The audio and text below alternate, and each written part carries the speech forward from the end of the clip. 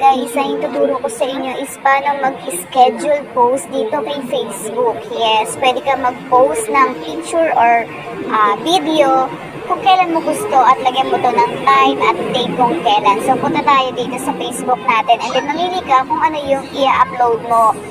So sa akin is picture yung ipopost ko at lalagyan ko to ng oras kung kailan ko siya i-upload. So medyo mabagal lang mag-loading ng aking picture. Ayan.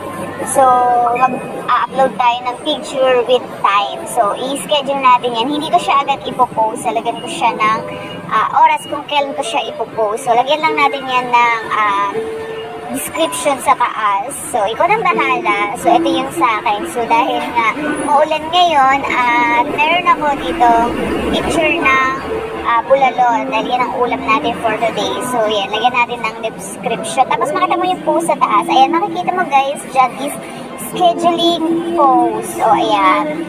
So, siyempre pupunta tayo dun sa schedule for later. Ayan.